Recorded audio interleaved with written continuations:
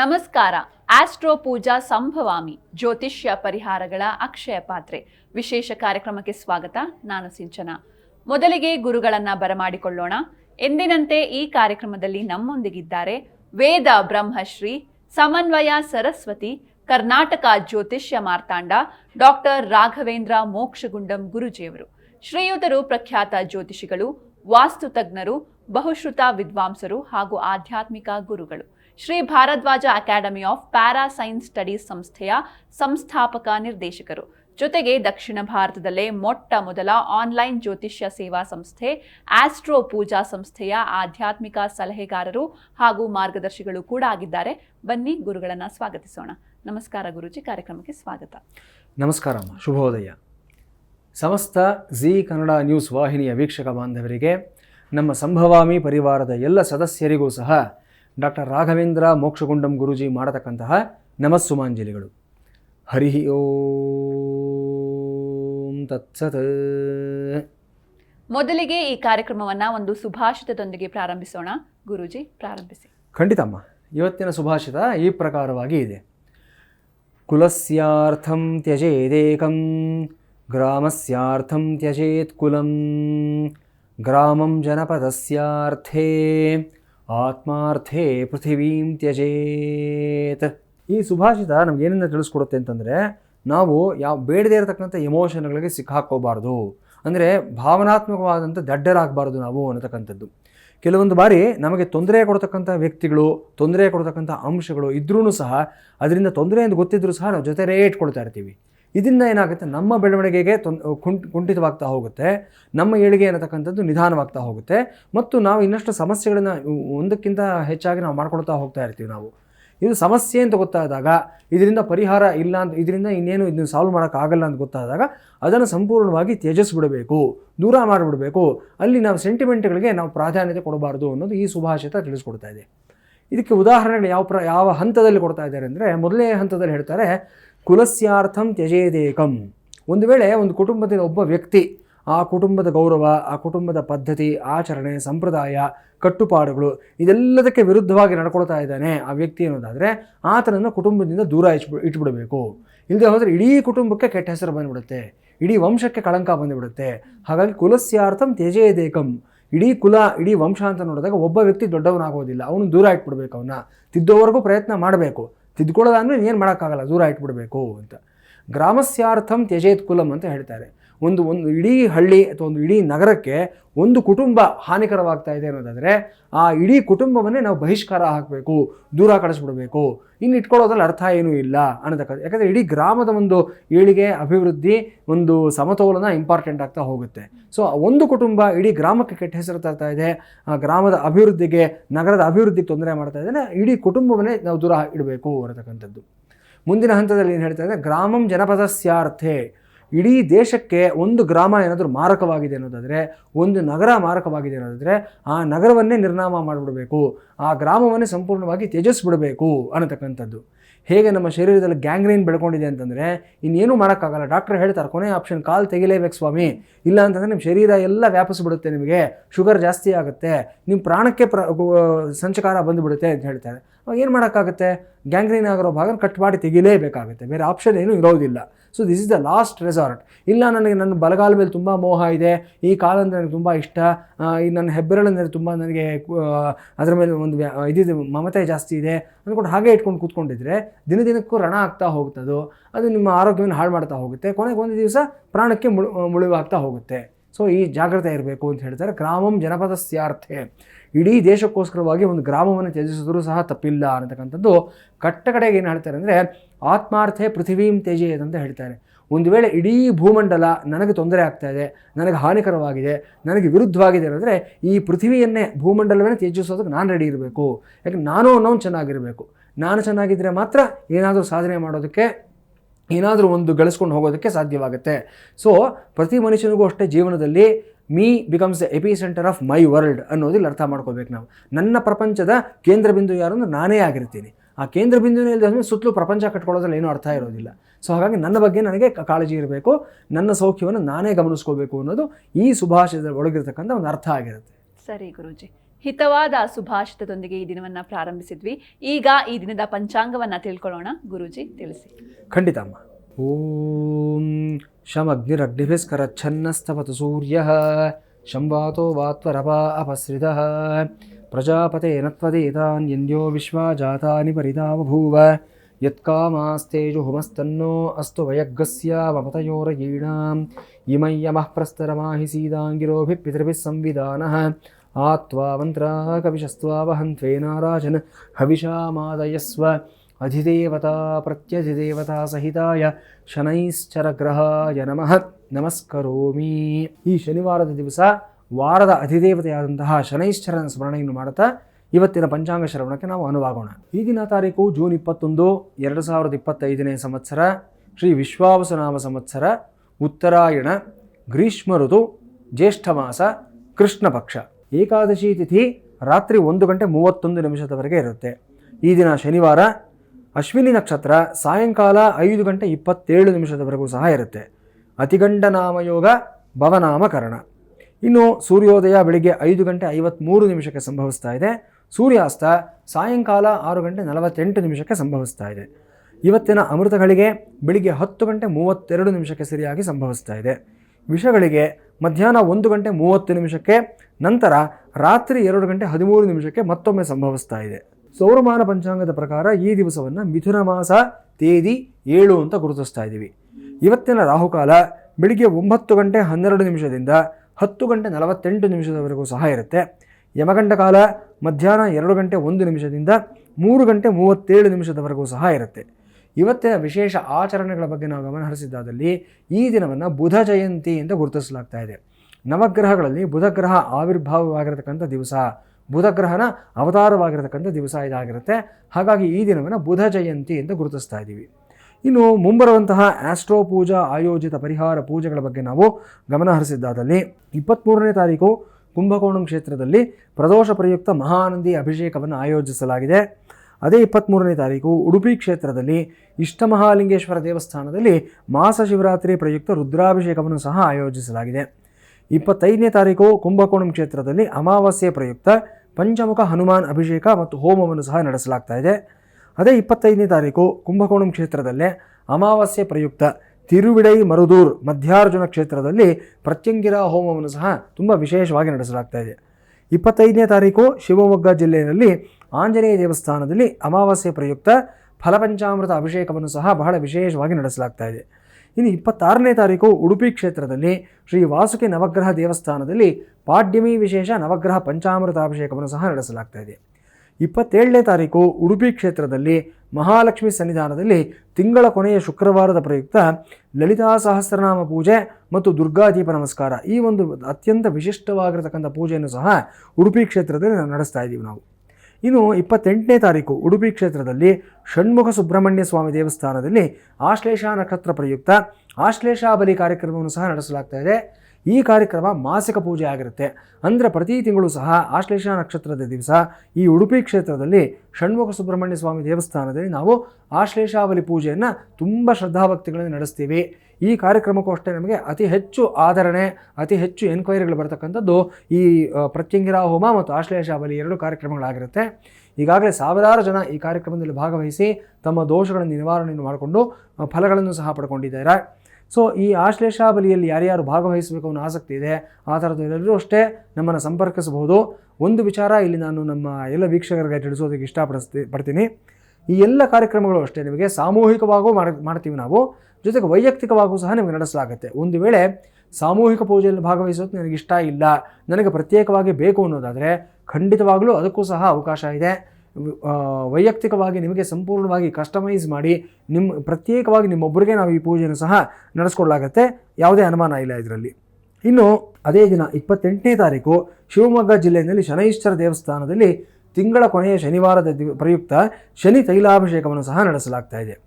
ಇನ್ನು ಈಗಾಗಲೇ ನಾನು ಹೇಳ್ತಾ ಬಂದಿರೋ ಹಾಗೆ ಪ್ರತಿದಿನ 26ನೇ ತಾರೀಕಿನಿಂದ ಮೊದಲುಗೊಂಡು 4ನೇ ತಾರೀಕು ಜುಲೈವರೆಗೂ ಸಹ 9 ದಿನಗಳ ಕಾಲ ಆಷಾಢ ನವರಾತ್ರಿ ಪ್ರಯುಕ್ತ, ಅಂದರೆ ಈ ಗುಪ್ತ ನವರಾತ್ರಿ ಅಂತ ಏನು ಹೇಳ್ತೀವಿ, ಈ ಒಂದು ಸಂದರ್ಭದ ಪ್ರಯುಕ್ತ ಕಾಶಿ ವಿಶ್ವನಾಥ ಸ್ವಾಮಿ ದೇವಸ್ಥಾನದಲ್ಲಿ ವಾರಾಹಿ ಹೋಮವನ್ನು ಪ್ರತಿದಿನವೂ ಸಹ ನಡೆಸಲಾಗುತ್ತೆ. ಈ 9 ದಿನಗಳ ಕಾಲ ಯಾರು ಬೇಕಾದರೂ ಈ ಕಾರ್ಯಕ್ರಮದಲ್ಲಿ ಭಾಗವಹಿಸಬಹುದು. ವಾರಾಹಿ ದೇವಿಯ ಅನುಗ್ರಹ ವೈಶಿಷ್ಟ್ಯ ಇದರ ಬಗ್ಗೆ ಈಗಾಗಲೇ ಸಾಕಷ್ಟು ವಿಷಯಗಳನ್ನು ತಿಳಿಸಿದ್ದೀನಿ. ತಮಗೆಲ್ಲ ಅರ್ಥ ಆಗಿದೆ, ತಾವೆಲ್ಲ ಇದನ್ನು ಮನಗಂಡಿದ್ದೀರ ಅಂತ ನಾನು ಭಾವಿಸ್ತಾ ಇದ್ದೀನಿ. ಹಾಗಾಗಿ ಇದೊಂದು ದಿವ್ಯವಾದ ಅವಕಾಶ ವೀಕ್ಷಕರೇ. ಮತ್ತೊಮ್ಮೆ ನಿಮಗೆ ಗುಪ್ತ ನವರಾತ್ರಿ ಬರಬೇಕು ಅಂದರೆ ಇನ್ನೂ 1 ವರ್ಷದವರೆಗೂ ಸಹ ಕಾಯಬೇಕು. ಹಾಗಾಗಿ ಈಗ ಬಂದಿರತಕ್ಕಂಥ ಅವಕಾಶವನ್ನು ಸದ್ವಿನಿಯೋಗ ಮಾಡಿಕೊಳ್ಳಿ.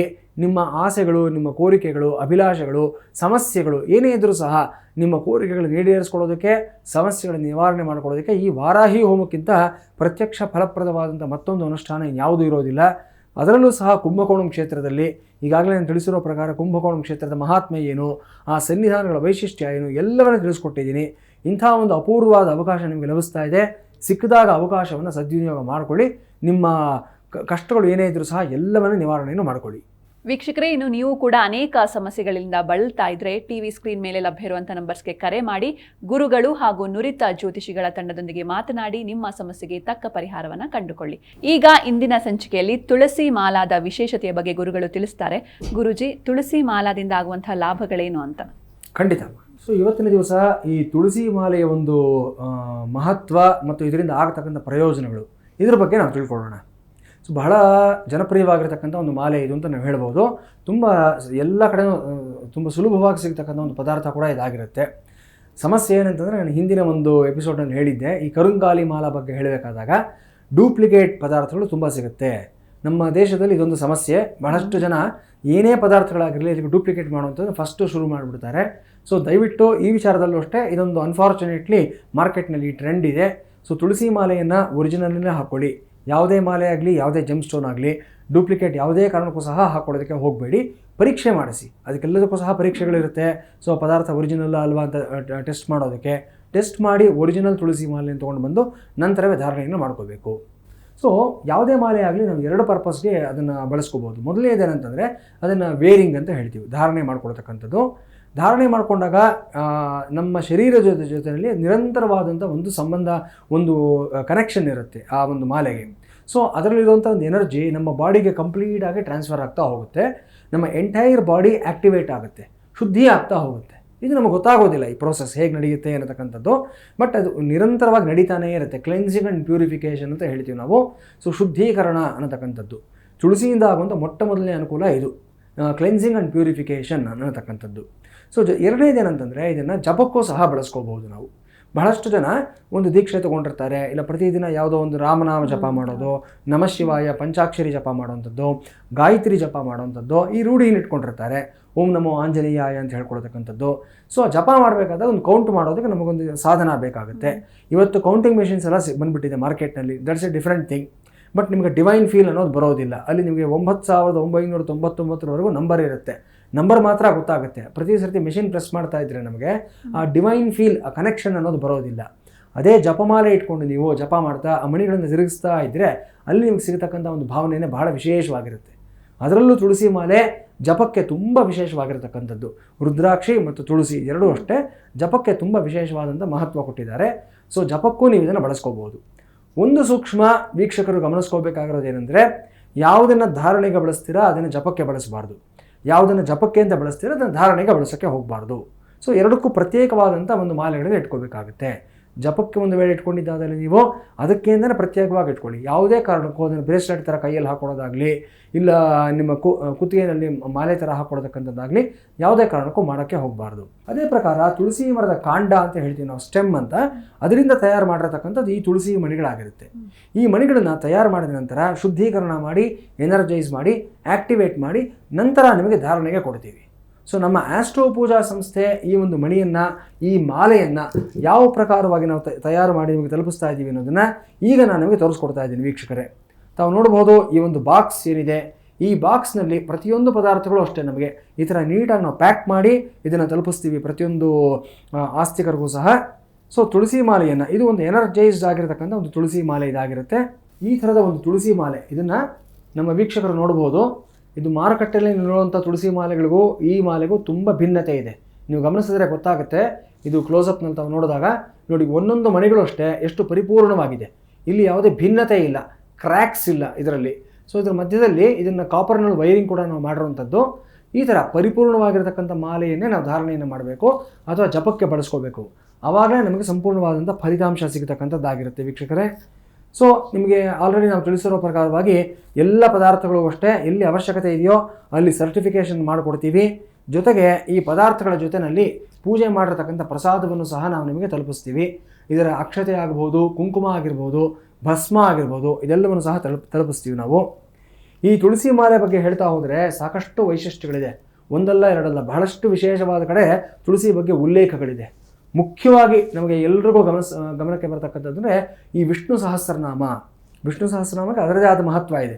ಆ 1000 ನಾಮಗಳಲ್ಲಿ ಒಂದು ನಾಮ ಬರುತ್ತೆ. ಭಗವಂತನ ನಾಮ ಹೇಳಬೇಕಾದಾಗ ನಿಮಿಷ ಸ್ರಗ್ವಿ ಅಂತ ಹೇಳ್ತೀವಿ. ಸ್ರಗ್ವಿ ಅನ್ನೋ ಹೆಸರು ತುಳಸಿಗಿರ್ತಕ್ಕಂಥ ಮತ್ತೊಂದು ಹೆಸರು.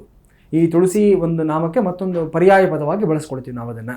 ಅಂದರೆ ತುಂಬ ಪರಿಶುದ್ಧವಾಗಿರ್ತಕ್ಕಂಥ ಪದಾರ್ಥ, ತುಂಬ ದೈವಿಕವಾಗಿರ್ತಕ್ಕಂಥ ಪದಾರ್ಥ, ಯಾವುದೇ ನ್ಯೂನತೆ, ಯಾವುದೇ ಖಿನ್ನತೆ, ಯಾವುದೇ ರೀತಿ ಕಪ್ಪು ಚುಕ್ಕೆ ಇಲ್ಲದೆ ಇರತಕ್ಕಂಥ ಒಂದು ಟೋಟಲಿ ಒಂದು ಪರಿಪೂರ್ಣವಾಗಿರ್ತಕ್ಕಂಥ ಪದಾರ್ಥ, ದ್ರವ್ಯ ಅಥವಾ ಒಂದು ಚೈತನ್ಯ, ದೈವಿಕವಾದ ಚೈತನ್ಯ ಯಾವುದು ಅಂದರೆ ಈ ತುಳಸಿ ಅಥವಾ ಸ್ರಗ್ವಿ ಅನ್ನೋ ಒಂದು ಅರ್ಥ ಆಗಿರುತ್ತೆ ಇದಕ್ಕೆ. ಸೊ ಹಾಗಾಗಿ ಈ ತುಳಸಿಗೆ ತನ್ನದೇ ಆದ ಮಹತ್ವ ಇದೆ. ಯಾಕಿಷ್ಟೆಲ್ಲ ಮಹತ್ವ ಬಂತು ತುಳಸಿಗೆ ಅಂದರೆ ಒಂದು ಪೌರಾಣಿಕವಾದ ಕಥೆಯನ್ನು ಸಹ ನಾವು ನೋಡಬೇಕಾಗುತ್ತೆ. ಒಬ್ಬ ರಾಕ್ಷಸನ ಪತ್ನಿಯಾಗಿ ಈ ತುಳಸಿ ಅನ್ನತಕ್ಕಂಥವಳು ಆಗಿದ್ಲು. ಈಕೆ ತನ್ನ ಪಾತಿವ್ರತ್ಯದಿಂದ ತನ್ನ ಗಂಡನಿಗೆ ಸಾವಿಲ್ಲದೆ ಇರೋ ರೀತಿಯಲ್ಲಿ ಕಾಪಾಡ್ಕೊಳ್ತಾ ಬರ್ತಾ ಇದ್ಲು ಈಕೆ. ಸೊ ದೇವತೆಗಳಿಗೆ ಆಕೆಯ ಗಂಡನನ್ನು ಗೆಲ್ಲೋದು ಬಹಳ ಕಷ್ಟವಾಗಿರ್ತಾ ಇತ್ತು. ಇಂತಹ ಸಂದರ್ಭದಲ್ಲಿ ಸಾಕ್ಷಾತ್ ಮಹಾವಿಷ್ಣುವೇ ಬಂದು ಆಕೆಯ ಮನವೊಲಿಸಿ ಆಕೆಗೆ ಆಶ್ವಾಸನೆಯನ್ನು ಕೊಟ್ಟು, ನೋಡಮ್ಮ, ನಿನ್ನ ಪಾತಿವ್ರತ್ಯವನ್ನು ನಾನು ಮೆಚ್ಚುತ್ತೀನಿ, ಆದರೆ ನಿನ್ನ ಗಂಡ ಲೋಕಕಂಟಕ, ಅವನು ಜನಗಳಿಗೆ ಉಪದ್ರವ ಕೊಡ್ತಕ್ಕಂಥ ವ್ಯಕ್ತಿ, ಹಾಗಾಗಿ ಇವನ ಸಂಹಾರ ಮಾಡಲೇಬೇಕಾಗತ್ತೆ, ವಿಧಿ ಇಲ್ಲ, ಅದಕ್ಕೆ ನೀನು ಅನುಮತಿಯನ್ನು ಕೊಡುವಂತ ಆಕೆಗೆ ಹೇಳಿ ಆಕೆಯ ಮನವೊಲಿಸಿ ಆಕೆಗೆ ದೈವಿಕವಾದ ಸ್ಥಾನವನ್ನು ಕೊಡ್ತಾನೆ ಮಹಾವಿಷ್ಣು. ಇದಕ್ಕೆ ಪರಿಹಾರವಾಗಿ ನಾನು ನಿನಗೆ ಒಂದು ದೈವಿಕವಾದ ವೃಕ್ಷವನ್ನಾಗಿ ಮಾಡ್ತೀನಿ. ಕಲಿಯುಗದಲ್ಲಿ ಪ್ರತಿಯೊಂದು ಮನೆಯಲ್ಲೂ ಸಹ ನಿನ್ನ ಆವಾಸ ಸ್ಥಾನ ಇರುತ್ತೆ. ಎಲ್ಲೆಲ್ಲಿ ನೀನಿರ್ತೀಯೋ ಆ ಎಲ್ಲ ಮನೆಗಳು ಸಹ ಸುಭಿಕ್ಷವಾಗಿರುತ್ತೆ. ಆ ಮನೆಯಲ್ಲಿರ್ತಕ್ಕಂಥ ಹೆಣ್ಣುಮಕ್ಕಳು ಸದಾಕಾಲ ಸುಮಂಗಲಿಯರಾಗಿರ್ತಾರೆ, ಸದಾಕಾಲ ಒಂದು ನಗನಗತ ಹಸನ್ಮುಖಿಯರಾಗಿರ್ತಾರೆ, ಮತ್ತು ಆ ಮನೆಯನ್ನು ನೀನು ಸಂರಕ್ಷಣೆ ಮಾಡ್ತಾ ಇರ್ತೀಯ ಅಂತ ಹೇಳಿ ಅಷ್ಟು ಉನ್ನತವಾದ ಸ್ಥಾನವನ್ನು ಆ ತುಳಸಿ ಅನ್ನತಕ್ಕಂಥ ಒಂದು ರಾಕ್ಷಸನ ಪತ್ನಿಗೆ ಸಾಕ್ಷಾತ್ ಮಹಾವಿಷ್ಣು ಕೊಡ್ತಾನೆ ಅನ್ನೋದು ವಿಷ್ಣು ಪುರಾಣದಲ್ಲಿ ಬರತಕ್ಕಂಥ ಒಂದು ವಿಶೇಷವಾದ ಕಥೆ ಆಗಿರುತ್ತೆ. ಅಂದರೆ ತುಳಸಿಯ ಮಹತ್ವ ಏನು ಅನ್ನೋದು ಚಾಸ್ಟಿಟಿ, ಪಾತಿವ್ರತ್ಯ, ನೊಬೆಲಿಟಿ, ಪ್ಯೂರಿಟಿ, ಈ ಎಲ್ಲ ಅಂಶಗಳು ಸಹ ತುಳಸಿಯಲ್ಲಿ ಅಡಕವಾಗಿರ್ತಕ್ಕಂಥದ್ದು ನಮಗೆ ಗೊತ್ತಾಗುತ್ತೆ. ಇಷ್ಟೆಲ್ಲ ಮಹತ್ವ ಇರೋದ್ರಿಂದನೇ ತುಳಸಿಗೆ ತನ್ನದೇ ಆದ ಪ್ರಾಮುಖ್ಯತೆ, ತನ್ನದೇ ಆದ ವೈಶಿಷ್ಟ್ಯತೆ ಇದೆ. ಸೊ ನಮ್ಮ ವೀಕ್ಷಕರು ಯಾರಿಗಾದರೂ ಶುದ್ಧವಾದಂಥ, ಚೈತನ್ಯಭರಿತವಾದಂತಹ, ಶಕ್ತಿ ಸಾಂದ್ರಿತವಾದಂಥ ತುಳಸಿ ಮಾಲೆ ಬೇಕು ಅನ್ನೋದಾದರೆ ನಮ್ಮನ್ನು ಸಂಪರ್ಕಿಸಿ. ನಿಮಗೆ ಗೊತ್ತಿದೆ ಏನು ಮಾಡಬೇಕು ಅನ್ನತಕ್ಕಂಥದ್ದು. ತೆರೆ ಮೇಲೆ ಇರತಕ್ಕಂಥ ಸಂಖ್ಯೆಗಳಿಗೆ ಕರೆ ಮಾಡಿ, ಅಥವಾ ನಮ್ಮ ಆಸ್ಟ್ರೋ ಪೂಜಾ ವೆಬ್ಸೈಟ್ನಲ್ಲಿ ಆಸ್ಟ್ರೋ ಪೂಜಾ ಶಾಪ್ ಈ ಪೇಜ್ಗೆ ಬಂದಿದ್ದಾದಲ್ಲಿ ನಮ್ಮಲ್ಲಿ ಉಪಲಬ್ಧವಿರುವಂಥ ಎಲ್ಲ ದೈವಿಕವಾದ ಪದಾರ್ಥಗಳದ್ದು ಸಪರೇಟ್ ಲಿಸ್ಟಿಂಗನ್ನು ಮಾಡಿರ್ತೀವಿ.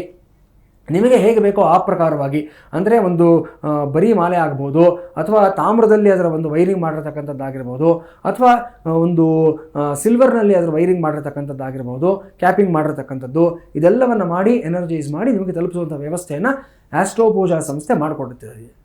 ಖಂಡಿತ ಗುರೂಜಿ. ಅರಸೀಕೆರೆಯಿಂದ ಋಷಭ್ ಚಂದ್ ಅಂತ ನಮಗೆ ವಾಟ್ಸ್ಆಪ್ ಸಂದೇಶವನ್ನ ಕಳಿಸಿದ್ದಾರೆ, ಅವ್ರನ್ನ ಮಾತಾಡ್ಸೋಣ. ನಮಸ್ತೆ ಸರ್. ನಮಸ್ತೆ ಅಮ್ಮ.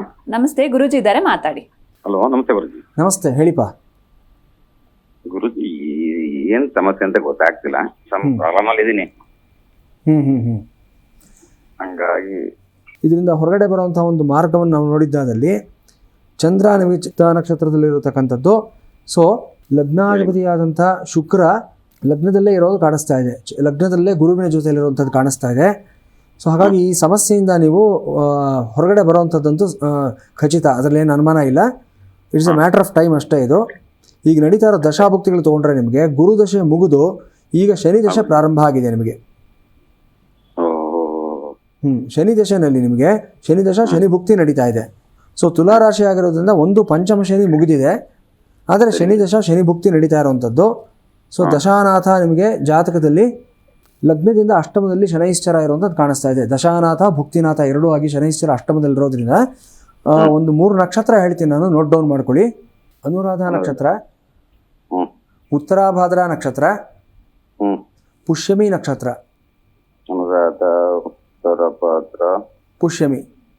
ಪುಷ್ಯಮಿನ ಈ 3 ನಿಮಗೆ ಕ್ಷೇಮ ತಾರೆಗಳಾಗುತ್ತೆ. ಈ 3ರಲ್ಲಿ ಒಂದು ನಕ್ಷತ್ರ ಇರುವಂಥ ಒಂದು ಶನಿವಾರದ ದಿವಸ ಅಥವಾ ಗುರುವಾರದ ದಿವಸ ನೀವು ಮನೆಯಲ್ಲಿ ಒಂದು ಶತರುದ್ರಾಭಿಷೇಕ ಪೂಜೆಯನ್ನು ಮಾಡಿಸಿ. ಅಂದ್ರೆ ನಮ್ದು ದೇವರು ಬಂದು ರಾಜಸ್ಥಾನದಲ್ಲಿರೋದು. ಈಶ್ವರಂಗೆ ಸಂಬಂಧಿತ ಯಾವ್ದಾದ್ರು ತರ ಮಾಡಿಸ್ಬೋದಾ? ಈಶ್ವರಂಗೆ ಮಾಡಿಸ್ಬೋದಾ? ಇದು ಈಶ್ವರನಿಗೆ ಹೇಳಿರೋ ಸಂಬಂಧಪಟ್ಟಿರೋದೇ ನಾನು ಹೇಳಿರೋಂಥ ರುದ್ರಾಭಿಷೇಕ ಅಂದರೆ ಈಶ್ವರನಿಗೆ ಸಂಬಂಧಪಟ್ಟಿರೋದೆ. ಮನೆಯಲ್ಲಿ ಬೆಳ್ಳಿ ಶಿವಲಿಂಗ ಆಗಲಿ ಸ್ಫಟಿಕ ಶಿವಲಿಂಗ ಆಗಲಿ ಇದ್ದಿದ್ರೆ ಅದನ್ನ ಇಟ್ಕೊಂಡು ಅದಕ್ಕೆ ಮಾಡಿ. ಶಿವಲಿಂಗ ಯಾವ್ದು ಇಲ್ಲ ಗುರುಜಿ, ಆಕ್ಚುಲಿ ನಾವು ಜೈನು. ಹಾಂ ಹಾಂ ನಮಗೆ ಮನೆ ದೇವ್ರು ಬಂದು ಅಲ್ಲಿದೆ ರಾಜಸ್ಥಾನದಲ್ಲಿ, ಇಲ್ಲಿಲ್ಲ.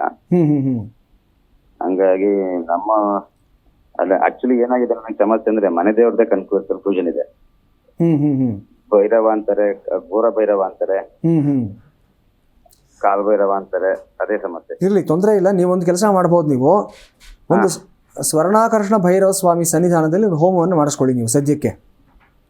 ಇದು ಮನೆಯಲ್ಲಿ ಮಾಡುವಂಥದ್ದಲ್ಲ, ಒಂದು ದೇವಸ್ಥಾನದಲ್ಲಿ ಆ ಭೈರವ ಸ್ವಾಮಿ ಸನ್ನಿಧಾನದಲ್ಲಿ ಕುಂಭಕೋಣಂನಲ್ಲಿ ನಮ್ಮ ಸಂಸ್ಥೆ ನಡೆಸ್ಕೊಡ್ತಾ ಇದ್ದೀವಿ. ಇದಕ್ಕೆ ಸಂಬಂಧಪಟ್ಟಾಗೆ ನಮ್ಮ ಟೀಮ್ ನಿಮ್ಮನ್ನು ಕಾಂಟ್ಯಾಕ್ಟ್ ಮಾಡ್ತಾರೆ. ಅಲ್ಲಿ ಪ್ರತಿ ತಿಂಗಳು ಸಹ ಮಾಸಿಕ ಪೂಜೆ ನಡೆಯುತ್ತೆ, ಸ್ವರ್ಣಾಕರ್ಷಣ ಭೈರವ ಹೋಮ. ಅದರಲ್ಲಿ ನೀವು ಸಾಮೂಹಿಕವಾಗೂ ಭಾಗವಹಿಸ್ಬೋದು. ಇಲ್ಲ ನಿಮಗೆ ಇಂಡಿವಿಜುವಲ್ ಆಗಿ ನೀವು ಸಪ್ರೇಟ್ ಆಗಬೇಕು ಅಂದರೆ ನಿಮಗೆ ಕಸ್ಟಮೈಸ್ ಮಾಡಿ ಮಾಡಿಕೊಡ್ತೀವಿ ಅದನ್ನು. ನೀವು ಪ್ರತ್ಯೇಕವಾಗಿ ಒಂದು ಇಂಡಿವಿಜುವಲ್ ಆಗಿ ಸ್ವರ್ಣಾಕರ್ಷಣ ಭೈರವ ಹೋಮ ಮಾಡಿಸ್ಕೊಳ್ಳಿ. ನಾನು ಹೇಳಿರೋ ನಕ್ಷತ್ರಗಳು ಬಂದಿರುವಂಥ ಶನಿವಾರದ ದಿವಸ ಅಥವಾ ಅಷ್ಟಮಿ ದಿವಸ ಮಾಡಿಸ್ಕೊಂಡ್ರು ಆಯಿತು. ನೀವು ಇದೊಂದು ಮಾಡಿ, ಒಳ್ಳೇದಾಗತ್ತೆ, ಏನು ತೊಂದರೆ ಇಲ್ಲ ನಿಮಗೆ. ಇಷ್ಟು ಮಾಡಿ ಸದ್ಯಕ್ಕೆ, ಖಂಡಿತ ಒಳ್ಳೇದಾಗತ್ತೆ. ನಮ್ಮ ಟೀಮ್ ನಿಮ್ಮನ್ನು ಕಾಂಟ್ಯಾಕ್ಟ್ ಮಾಡ್ತಾರೆ, ಎಲ್ಲ ಮಾಹಿತಿ ಕೊಡ್ತಾರೆ. ಎಸ್, ಧನ್ಯವಾದ ರಿಷಬ್ ಚಂದ್ ಅವರೇ ಕರೆ ಮಾಡಿದ್ದಕ್ಕೆ. ಈಗ ದ್ವಾದಶ ರಾಶಿಗಳ ದಿನ ಭವಿಷ್ಯವನ್ನು ಗುರುಗಳು ತಿಳಿಸ್ತಾರೆ. ಗುರುಜಿ ತಿಳಿಸಿ. ಖಂಡಿತಮ್ಮ. ಇವತ್ತಿನ ದ್ವಾದಶ ರಾಶಿಯ ಫಲಾಫಲಗಳ ಬಗ್ಗೆ ನಾವು ನೋಡಿದ್ದಾದಲ್ಲಿ, ಇವತ್ತು ಮೇಷರಾಶಿ, ಅಶ್ವಿನಿ ನಕ್ಷತ್ರ, ಮೇಷರಾಶಿನಲ್ಲೇ ಚಂದ್ರ ಇರತಕ್ಕಂಥದ್ದು. ನಿಮ್ಮ ಆಲೋಚನೆಗಳು ತುಂಬ ಫಾಸ್ಟಾಗಿರುತ್ತೆ ಇವತ್ತಿನ ದಿವಸ. ಏನೇ ಕೆಲಸ ಮಾಡಬೇಕಾದ್ರೂ ಅಷ್ಟೇ ಹೈ ಲೆವೆಲ್ ಆಫ್ ಎನರ್ಜಿ ಇರುತ್ತೆ ನಿಮಗೆ ಇವತ್ತಿನ ದಿವಸ. ಚತುರ್ಥಾಧಿಪತಿ ಚಂದ್ರ ಇವತ್ತು ನಿಮಗೆ ರಾಶಿನಲ್ಲೇ ಇರೋದ್ರಿಂದ ನಿಮ್ಮ ಸುಖ, ನಿಮ್ಮ ಅನುಕೂಲಕ್ಕೆ ಏನು ಕೆಲಸಗಳು ಮಾಡಬೇಕೋ ಅದೆಲ್ಲವನ್ನೂ ಸಹ ಒಂದು ಟೈಮ್ ಟೇಬಲ್ ಪ್ರಕಾರ ಪ್ಲ್ಯಾನಿಂಗ್ ಮಾಡಿಕೊಂಡು ಅದ್ಭುತವಾಗಿ ಸಾಧನೆಯನ್ನು ಮಾಡ್ಕೊಳ್ತೀರಾ. ತುಂಬ ಚೆನ್ನಾಗಿದೆ ಇವತ್ತಿನ ದಿವಸ, ಏನು ಸಮಸ್ಯೆ ಇಲ್ಲ ನಿಮಗೆ. ಇನ್ನು ವೃಷಭ ರಾಶಿಯವರಿಗೆ ತೃತೀಯಾಧಿಪತಿಯಾದಂಥ ಚಂದ್ರ ವ್ಯಯದಲ್ಲಿ ಕೂತ್ಕೊಂಡಿರ್ತಕ್ಕಂಥದ್ದು. ಇವತ್ತು ಬೇರೆಯವ್ರಿಗೋಸ್ಕರವಾಗಿ ನೀವು ಸಮಯವನ್ನು, ಹಣವನ್ನು ಮೀಸಲಾಗಿಡ್ತಕ್ಕಂಥದ್ದು. ಅದರಲ್ಲೂ ಸಹ ಒಡ ಹುಟ್ಟಿದವರು, ಅವರ ಮಕ್ಕಳು, ಇವರುಗಳಿಗೋಸ್ಕರ ನೀವೇನೋ ವಿಶೇಷವಾಗಿ ಇವತ್ತು ಒಂದು ನಿಮ್ಮ ಸಮಯ, ನಿಮ್ಮ ವಶೀಲಿ, ನಿಮ್ಮ ಇನ್ಫ್ಲೂಯೆನ್ಸು ಎಲ್ಲವನ್ನು ಬಳಸ್ತಕ್ಕಂಥ ಒಂದು ವಿಶೇಷವಾದ ಸಂದರ್ಭವಾಗಿ ಕಾಣಿಸ್ತಾ ಇದೆ. ಎಲ್ಲೋ ಒಂದು ಹಂತದಲ್ಲಿ ಹಣಕಾಸು ಸ್ವಲ್ಪ ಕೈ ಜಾರಿ ಹೋಗ್ತಾ ಇದೆ ಅಂತ ಅನಿಸಿದ್ರೂ ಸಹ ಅದರಲ್ಲಿ ನಿಮ್ಗೆ ಸಂತೃಪ್ತಿ ಇರುತ್ತೆ. ಮಾಡೋ ಕೆಲಸದಲ್ಲಿ ನೀವು ವಿನಿಯೋಗ ಮಾಡ್ತಾ ಇರ್ತಕ್ಕಂಥ ವಿಚಾರದಲ್ಲಿ ನಿಮಗೆ ಆತ್ಮಸಂತೃಪ್ತಿ ಅನ್ನೋದಿರುತ್ತೆ. ಹಾಗಾಗಿ ಇವತ್ತು 10,000 ಖರ್ಚಾದರೂ 15,000 ಖರ್ಚಾದರೂ ತೊಂದರೆ ಇಲ್ಲ, ಒಂದು ಸತ್ಕಾರ್ಯಕ್ಕೆ ಮಾಡಿದ್ದೀನಿ ಅಂತಕ್ಕಂಥ ಒಂದು ಭಾವನೆ ನಿಮ್ಮಲ್ಲಿರುತ್ತೆ. ಮಿಥುನ ರಾಶಿಯವರಿಗೆ ಧನಾಧಿಪತಿ ಲಾಭದಲ್ಲಿ ಕೂತ್ಕೊಂಡಿರ್ತಕ್ಕಂಥದ್ದು ಇವತ್ತಿನ ದಿವಸ ತುಂಬ ವಿಶೇಷವಾಗಿ ಕಾಣಿಸ್ತಾ ಇದೆ. ಇವತ್ತು ಕಳೆದ 3 ವಾರಗಳಲ್ಲಿ ನಿಮ್ಗೆ ಏನಾದರೂ ಹೊಸ ಬಿಸ್ನೆಸ್ ಆಪರ್ಚುನಿಟೀಸ್ ಯಾರಾದರೂ ಹೇಳಿದ್ದಾದಲ್ಲಿ ಅದನ್ನು ಇವತ್ತಿನ ದಿವಸ ಸರಿಯಾಗಿ ಎನ್ಕ್ಯಾಶ್ ಮಾಡ್ಕೊಳ್ಳಿ. 100% ರಿಸಲ್ಟ್ಸ್ ಬರುತ್ತೆ ನಿಮಗೆ, ಯಾವುದೇ ಅನುಮಾನ ಇಲ್ಲ. ಆಡಿಟರ್ಸು, ಫಿನಾನ್ಷಿಯರ್ಸು, ಈ ಒಂದು ನಾನ್ ಬ್ಯಾಂಕಿಂಗ್ ಫಿನಾನ್ಷಿಯಲ್ ಕಾರ್ಪೊರೇಷನ್ಸ್ ಇರುತ್ತೆ, NBFC ಅನ್ನತಕ್ಕಂಥದ್ದು, ಆಮೇಲೆ ಸ್ಮಾಲ್ ಅಮೌಂಟ್ ಲೆಂಡಿಂಗ್ ಕೆಲವು ಫೈನಾನ್ಸ್ ಕಾರ್ಪೊರೇಷನ್ಸ್ ಇರುತ್ತೆ, ಅದನ್ನೆಲ್ಲ ನಡೆಸ್ತಾ ಇರತಕ್ಕಂಥವ್ರು, ಇವರೆಲ್ಲರೂ ಅಷ್ಟೇ ಇವತ್ತಿನ ದಿವಸ ವಿಶೇಷವಾದ ಲಾಭಾಂಶಗಳನ್ನು ಪಡ್ಕೊಳ್ತೀರಾ. ಎಲ್ಲವೂ ಚೆನ್ನಾಗಿದೆ, ಏನು ತೊಂದರೆ ಇಲ್ಲ. ಕರ್ಕಾಟಕ ರಾಶಿಯವರಿಗೆ 10ನೇ ಮನೆಯಲ್ಲಿರತಕ್ಕಂಥ ಚಂದ್ರ ಇವತ್ತು ನಿಮ್ಮ ಉದ್ಯೋಗದಲ್ಲಿ ಸಾಕಷ್ಟು ಬದಲಾವಣೆಗಳಾಗ್ತಕ್ಕಂಥ ಒಂದು ಸಾಧ್ಯತೆ ಇರುತ್ತೆ. ಇವತ್ತು ಒಂದರ ಮೇಲೆ ಮತ್ತೊಂದರ ಮೇಲೆ ಮಗದೊಂದು ವಿಶೇಷವಾದಂಥ ಒಂದು ಜವಾಬ್ದಾರಿಗಳನ್ನು ನಿಮಗೆ ಕೊಡ್ತಾನೆ ಹೋಗ್ತಾರೆ. ಎಲ್ಲವನ್ನ ನೀವು ನಿಭಾಯಿಸ್ತಾನೆ ಹೋಗ್ತೀರಾ.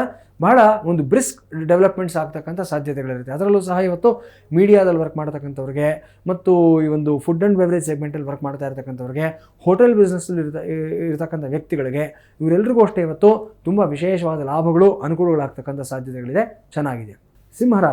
ಸಿಂಹರಾಶಿಯವರಿಗೆ ಇವತ್ತಿನ ದಿವಸ ವ್ಯಯಾಧಿಪತಿ ನಿಮಗೆ ಭಾಗ್ಯದಲ್ಲಿ ಕೂತ್ಕೊಂಡಿರ್ತಕ್ಕಂಥದ್ದು. ಇವತ್ತು ಗೌರ್ಮೆಂಟ್ ಡಿಪಾರ್ಟ್ಮೆಂಟಲ್ಲಿ ಕೆಲಸ ಮಾಡ್ತಕ್ಕಂಥವ್ರು, ಸೆಕ್ರೆಟೇರಿಯಟಲ್ಲಿ ವರ್ಕ್ ಮಾಡ್ತಾ ಇರ್ತಕ್ಕಂಥವ್ರು, ಅದೇ ಪ್ರಕಾರವಾಗಿ ಇವತ್ತು ದೊಡ್ಡ ದೊಡ್ಡ ಮಿನಿಸ್ಟ್ರುಗಳಿಗೆ ಪ್ರೈವೇಟ್ ಪರ್ಸನಲ್ ಅಸಿಸ್ಟೆಂಟ್ಸ್, ಪರ್ಸನಲ್ ಸೆಕ್ರೆಟರಿಯಾಗಿ ಯಾರ್ಯಾರು ಕೆಲಸ ಮಾಡ್ತೀರಾ ಆ ಥರದವರು, ಅಡ್ವೈಸರ್ ಪೊಸಿಷನಲ್ಲಿ ಇರ್ತಕ್ಕಂಥವ್ರು, ಪೊಲಿಟಿಕಲ್ ಸ್ಟ್ರಾಟಜಿಸ್ಟ್ಸ್ ಯಾರ್ಯಾರು ಇರ್ತೀರಾ, ದೊಡ್ಡ ದೊಡ್ಡ ಪೊಲಿಟಿಕಲ್ ಪಾರ್ಟಿಗಳಿಗೆ ಸ್ಟ್ರಾಟಜಿಸ್ಟ್ಸ್ ಅಂತಿರ್ತಾರೆ, ಆ ಥರದವರು, ಇವರೆಲ್ಲರೂ ಇವತ್ತು ತುಂಬ ಎಚ್ಚರಿಕೆಯಿಂದ ಇರಬೇಕಾಗಿರ್ತಕ್ಕಂಥ ದಿವಸ ಆಗಿರುತ್ತೆ. ಯಾಕೆಂದರೆ ವ್ಯಯಾಧಿಪತಿ ಭಾಗ್ಯದಲ್ಲಿದ್ದಾಗ ನಿಮಗೆ ದೊಡ್ಡ ಮಟ್ಟದ ಅಶ್ಯೂರೆನ್ಸ್ ಬರುತ್ತೆ. ಯಾರೋ ದೊಡ್ಡವರು ತಲೆ ತಪ್ಪಿಸ್ಕೊಳ್ಳೋದಕ್ಕೋಸ್ಕರವಾಗಿ ನಿಮ್ಮನ್ನು ಸಿಕ್ಕಾಕಿಸ್ತಕ್ಕಂಥ ಸಾಧ್ಯತೆಗಳಿರುತ್ತೆ. ನೀವು ಅದು ಲಾಭ ಭಾಗ್ಯ ಅಂತ ಅಂದ್ಕೊಂಡಿರ್ತೀರ, ಅದರ ಹಿಂದೆ ಒಂದು ವಿಪತ್ತು ಕಾದಿರುತ್ತೆ. ಅದನ್ನು ಜಡ್ಜ್ ಮಾಡೋದ್ರಲ್ಲಿ ನೀವು ವಿಫಲರಾಗಿದ್ದಾದಲ್ಲಿ ಸಮಸ್ಯೆಗಳಿಗೆ ನೀವು ತಲೆದೋರಬೇಕಾಗುತ್ತೆ. ಜಾಗ್ರತೆಯಿಂದ ಇರಿ. ಕನ್ಯಾ ರಾಶಿಯವರಿಗೆ ಲಾಭಾಧಿಪತಿ ಇವತ್ತು ಅಷ್ಟಮದಲ್ಲಿ ಕೂತ್ಕೊಂಡಿರತಕ್ಕಂಥದ್ದು. ಇವತ್ತು ಸ್ವಲ್ಪ ಮಟ್ಟಿಗೆ ಈ ಒಂದು ಬಾರ್ ಆ್ಯಂಡ್ ರೆಸ್ಟೋರೆಂಟ್ ನಡೆಸ್ತಾ ಇರತಕ್ಕಂಥ ವ್ಯಕ್ತಿಗಳಾಗಿರ್ಬೋದು, ಅಥವಾ ಈ ಒಂದು ಫುಡ್ ಆ್ಯಂಡ್ ಬೆವರೇಜ್ ಸೆಗ್ಮೆಂಟಲ್ಲಿ ವರ್ಕ್ ಮಾಡ್ತಾ ಇರತಕ್ಕಂಥ ವ್ಯಕ್ತಿಗಳಾಗಿರ್ಬೋದು. ಅದೇ ಪ್ರಕಾರ ಈ ಒಂದು ಸೆಮಿ ಪ್ರೋಸೆಸ್ಡ್ ಫುಡ್ಸ್ನ ನಡೆಸ್ತಕ್ಕಂಥ ಒಂದು ಇಂಡಸ್ಟ್ರಿ ನಡೆಸ್ತಾ ಇರತಕ್ಕಂಥ ವ್ಯಕ್ತಿಗಳಾಗಿರ್ಬೋದು. ಇವರೆಲ್ಲರೂ ಅಷ್ಟೇ ಎಚ್ಚರಿಕೆಯಿಂದ ಇರಬೇಕಾಗಿರ್ತಕ್ಕಂಥ ದಿವಸ. ಇವತ್ತು ನಿಮ್ಮ ಲೈಸೆನ್ಸ್ ರಿನ್ಯೂವಲ್ ವಿಚಾರವಾಗಲಿ, ಅಥವಾ ಅಲ್ಲೊಂದು ನೀವು ಸರಿಯಾದಂಥ ಒಂದು ಮ್ಯಾಂಡೇಟ್ರಿ ಸ್ಟಿಪ್ಯುಲೇಷನ್ಸ್ನ ಫಾಲೋ ಮಾಡದೇ ಇರತಕ್ಕಂಥ ಒಂದು ಕಾರಣಗಳಿಗೋಸ್ಕರವಾಗಿ ಹಲವಾರು ಇವತ್ತು ಡಿಪಾರ್ಟ್ಮೆಂಟ್ಗಳು ನಿಮ್ಮನ್ನು ಟಾರ್ಗೆಟ್ ಮಾಡತಕ್ಕಂಥ ಸಾಧ್ಯತೆಗಳಿರುತ್ತೆ. ಸ್ವಲ್ಪ ಎಚ್ಚರಿಕೆಯಿಂದ ಇರಿ. ತ್ರ್ಯಂಬಕೇಶ್ವರನ ಸ್ಮರಣೆಯನ್ನು ಮಾಡಿಕೊಳ್ಳಿ, ಶುಭವಾಗುತ್ತೆ ನಿಮಗೆ.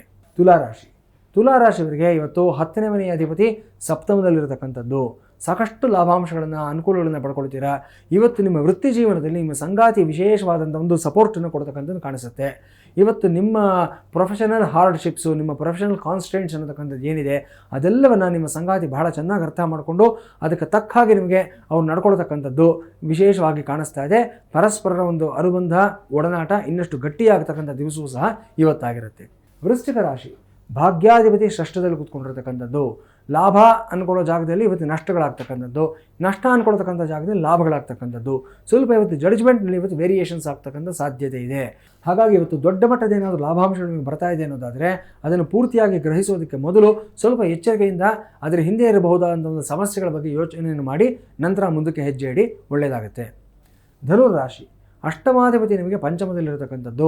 ಅದೇ ಪ್ರಕಾರ ಇವತ್ತು ತೃತೀಯದಲ್ಲಿ ರಾಹು, ಚತುರ್ಥದಲ್ಲಿ ಶನಿ ಮತ್ತು ಭಾಗ್ಯದಲ್ಲಿ ಕುಜ ಇರತಕ್ಕಂಥದ್ದು. ಒಂದು ರೀತಿ ಮಿಕ್ಸೆಡ್ ರಿಸಲ್ಟ್ಸ್ ಬರತಕ್ಕಂಥ ಸಾಧ್ಯತೆ ಕಾಣಿಸ್ತಾ ಇದೆ. ಮತ್ತು ಚಂದ್ರನ ದೃಷ್ಟಿ ಏಕಾದಶದ ಮೇಲೆ ಬಿದ್ದಿರತಕ್ಕಂಥದ್ದು ಸಹ ಒಂದು ಹಂತದಲ್ಲಿ ಹೇಳಬೇಕು ಅಂದರೆ ಮಧ್ಯಾಹ್ನದ ನಂತರ ವಿಶೇಷವಾದ ಒಂದು ಭಾವನಾತ್ಮಕವಾದಂಥ ಒಂದು ಸ್ಥಿತಿಗತಿಗಳಿಗೆ ನೀವು ತಲುಪತಕ್ಕಂಥ ಸಾಧ್ಯತೆ ಕಾಣಿಸ್ತಾ ಇದೆ. ಸೊ ಎಮೋಷನಲ್ ವೇರಿಯೇಷನ್ಸನ್ನು ತುಂಬ ಹೈ ಆಗಿರುತ್ತೆ ಇವತ್ತಿನ ದಿವಸ. ಸ್ವಲ್ಪ ಈ ವಿಚಾರದಲ್ಲಿ ಜಾಗ್ರತೆಯಿಂದ ಇರಬೇಕಾಗುತ್ತೆ ನೀವು. ಮಕರ ರಾಶಿಯವರಿಗೆ ಇವತ್ತಿನ ದಿವಸ ಸಪ್ತಮಾಧಿಪತಿ ಸುಖಸ್ಥಾನದಲ್ಲಿರತಕ್ಕಂಥದ್ದು. ಇವತ್ತು ನಿಮ್ಮ ಸಂಗಾತಿ, ನಿಮ್ಮ ಫ್ರೆಂಡ್ಸು, ನಿಮ್ಮ ಪಾರ್ಟ್ನರ್ಸು ಎಲ್ಲರ ಜೊತೆಯಲ್ಲಿ ಒಂದು ಒಳ್ಳೆಯ ಸಮಯವನ್ನು ಕಳೆಯತಕ್ಕಂಥದ್ದು, ಒಂದು ಒಳ್ಳೆ ಔಟಿಂಗ್ ಹೋಗ್ತಕ್ಕಂಥ ಸಾಧ್ಯತೆ. ಅದೇ ಪ್ರಕಾರ ಇವತ್ತು ಯಾವುದಾದ್ರೂ ಒಂದು ಟ್ರೆಕ್ಕಿಂಗ್ ಆಗಲಿ, ಒಂದು ಪಾರ್ಟಿ ಆಗಲಿ, ಇವುಗಳಲ್ಲಿ ನೀವು ಒಂದು ಒಳ್ಳೆಯ ಸಮಯವನ್ನು, ಮೆಮೊರೇಬಲ್ ಟೈಮ್ನ ಕಳೆಯತಕ್ಕಂಥ ಸಾಧ್ಯತೆ ಕಾಣಿಸ್ತಾ ಇದೆ. ಬಹಳ ಚೆನ್ನಾಗಿದೆ, ಏನೂ ತೊಂದರೆ ಇಲ್ಲ. ಅಷ್ಟಮದಲ್ಲಿರ್ತಕ್ಕಂಥ ಕುಜ ಮಾತ್ರ ವಾಹನವನ್ನು ಓಡಿಸಬೇಕಾದಾಗ ಮತ್ತು ಪ್ರಯಾಣವನ್ನು ಮಾಡಬೇಕಾದಾಗ ಸ್ವಲ್ಪ ಜಾಗ್ರತೆಯಿಂದ ಇರಬೇಕು ಅನ್ನೋದನ್ನು ತೋರಿಸ್ತಾ ಇದ್ದೇನೆ. ಇದೊಂದು ವಿಚಾರದಲ್ಲಿ ಸ್ವಲ್ಪ ಜಾಗ್ರತೆ ಇರಲಿ. ಆಂಜನೇಯನ ಸ್ಮರಣೆಯನ್ನು ಮಾಡಿಕೊಳ್ಳಿ, ಶುಭವಾಗುತ್ತೆ. ಕುಂಭರಾಶಿಯವರಿಗೆ ಷಷ್ಠಾಧಿಪತಿ ಇವತ್ತು ತೃತೀಯದಲ್ಲಿರತಕ್ಕಂಥದ್ದು. ಹಳೆಯ ರೋಗಗಳು, ಹಳೆಯ ಸಮಸ್ಯೆಗಳು ಸ್ವಲ್ಪ ಮತ್ತೆ ತಲೆದೋರ್ತಕ್ಕಂಥ ಸಾಧ್ಯತೆ ಇರುತ್ತೆ. ಎಸ್ಪೆಷಲಿ ಏನಂತಂದರೆ ಕೆಲವೊಂದು ಸೀಸನಲ್ ಆಗಿರ್ತಕ್ಕಂಥ ಕೆಲವೊಂದು ಸಮಸ್ಯೆಗಳಿರುತ್ತೆ. ಮಳೆಗಾಲದಲ್ಲಿ ಬರ್ತಕ್ಕಂಥದ್ದು, ಬೇಸಿಗೆಗಾಲದಲ್ಲಿ ಬರ್ತಕ್ಕಂಥದ್ದು, ಅಲರ್ಜೀಸು, ಇನ್ಫೆಕ್ಷನ್ಸು, ಈ ಥರ ಸಮಸ್ಯೆಗಳಿರ್ತಕ್ಕಂಥ ವ್ಯಕ್ತಿಗಳು ಇವತ್ತು ಸ್ವಲ್ಪ ಜಾಗೃತಿಯಿಂದ ಇರಿ. ನೀರಿನಿಂದ ಯಾರಿಗೆ ಸಮಸ್ಯೆಗಳಿದೆ ಆ ಥರದ್ದು ಸ್ವಲ್ಪ ಜಾಗೃತಿಯಿಂದ ಇರಿ. ಇವತ್ತು ಯಾವುದಾದ್ರು ವಾಟರ್ ಸೋರ್ಸಸ್ ಬಳಿಗೆ ಹೋಗಿದ್ದಾದಲ್ಲಿ ತುಂಬ ಎಚ್ಚರಿಕೆಯಿಂದ ಇರಬೇಕಂತ ದಿವಸ ಆಗಿರುತ್ತೆ. ಇದಿಷ್ಟನ್ನು ಗಮನಿಸ್ಕೊಂಡಿದ್ದಾದರೆ ಮಿಕ್ಕಿದ ಯಾವುದೇ ಸಮಸ್ಯೆಗಳು ನಿಮಗಿಲ್ಲ, ಒಳ್ಳೆಯದಾಗುತ್ತೆ. ಮೀನರಾಶಿಯವರಿಗೆ ಪಂಚಮಾಧಿಪತಿ ಧನಸ್ಥಾನದಲ್ಲಿ ಕೂತ್ಕೊಂಡಿರ್ತಕ್ಕಂಥದ್ದು. ಇವತ್ತು ನಿಮ್ಮ ಮಕ್ಕಳು ವಿಶೇಷವಾದ ಸಾಧನೆಯನ್ನು ಮಾಡೋದನ್ನು ನೀವು ಕಾಣ್ತೀರಾ.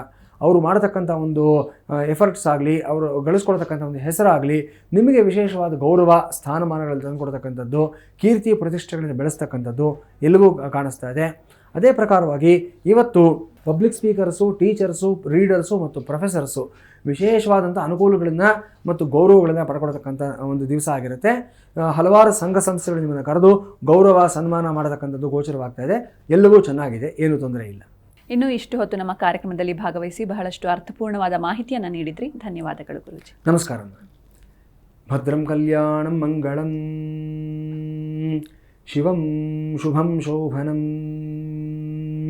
ಹರಿ ಓಂ. ಸ್ವಸ್ತಿ. ನೋಡಿದ್ರಲ್ವಾ ವೀಕ್ಷಕರೇ, ಇವತ್ತಿನ ಸಂಚಿಕೆಯಲ್ಲಿ ನಿತ್ಯ ಪಂಚಾಂಗ, ರಾಶಿ ಭವಿಷ್ಯ, ಇದರ ಜೊತೆಗೆ ತುಳಸಿ ಮಾಲಾದ ವಿಶೇಷತೆಯ ಬಗ್ಗೆ ತಿಳ್ಕೊಂಡ್ವಿ. ಇನ್ನು ನಾಳಿನ ಸಂಚಿಕೆಯಲ್ಲಿ ವಾರಾಹಿ ದೇವಿ ಹಾಗೂ ವಾರಾಹಿ ಹೋಮದ ವಿಶೇಷತೆಯ ಬಗ್ಗೆ ಗುರುಗಳು ತಿಳಿಸ್ತಾರೆ ಅಂತ ಹೇಳ್ತಾ ಇವತ್ತಿನ ಸಂಚಿಕೆಯನ್ನ ಮುಗಿಸೋಣ. ನೋಡ್ತಾ ಇರಿ ಜಿ ಕನ್ನಡ ನ್ಯೂಸ್, ಸತ್ಯವೇ ಸುದ್ದಿಯ ಜೀವಾಳ.